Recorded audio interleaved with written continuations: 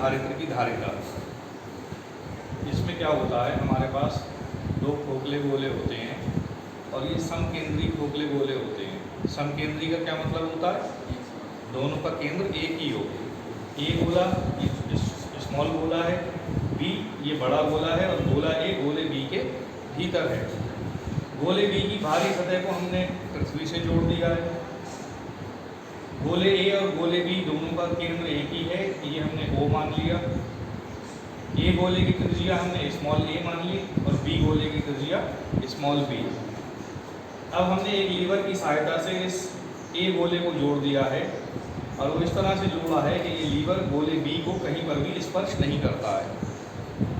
अब इस लीवर की सहायता से इस गोले ए को प्लस क्यू आवेश दे दिया जाता है और ये प्लस क्यू आवेश इस तरह से दिया जाता है कि इस गोले ए के पृष्ठ पर एक समान रूप से फैल जाता है, वितरित हो जाता है। इस प्लस आवेश के प्रेरण के कारण गोले बी की भीतरी सतह पर, अंदर की सतह पर उतना ही माइनस क्यू आवेश आ जाता है और बाहर की सतह पर प्लस क्यू आवेश आ जाता है। लेकिन चूंकि बाहर की सतह पृथ्वी से जुड़ी है, इसलिए पृथ्वी से आने वाले इलेक्ट्रॉन इस धन आवेश को निरस्त कर देते हैं। तो अब इस गोले ए पर जो विभव होता है वो दो कारणों से होता है, दो वजह से। एक तो गोले ए के खुद के आवेश के कारण, जो इसका स्वयं का आवेश है, और दूसरा गोले बी का आवेश।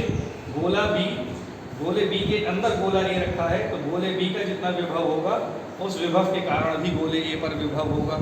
वही चीज़ हमने यहाँ पर लिखी है कि गोले ए पर स्वयं के आवेश के कारण विभव, तो स्वयं के आवेश के कारण विभव हो गया 1/4πε0 के Q/A, क्योंकि इसकी त्रिज्या स्मॉल ए है।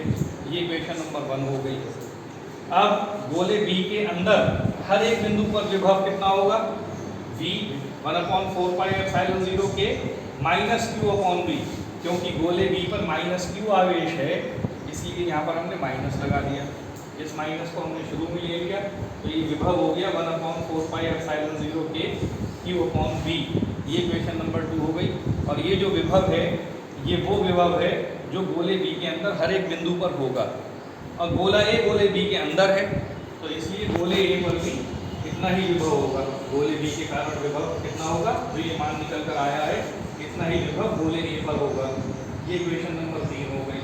V2 = -1/4πε0 के Q/B। अब गोले ए पर परिणामी विभव वो इन दोनों के योग के बराबर होगा।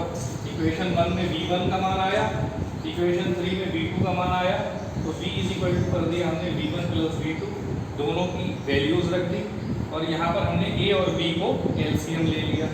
तो A से A कैंसिल हो गया, B की 1 से गुणा हो गई, B माइनस का साइन लगा दिया, B से B कैंसिल हो गया, A का मल्टीप्लिकेशन हो गया 1 से, ये हो गया B -A। तो जो विभव निकल कर आया वो हो गया Q/4πε0 के B - A/B AB। इसको हमने इक्वेशन नंबर 4 मान लिया।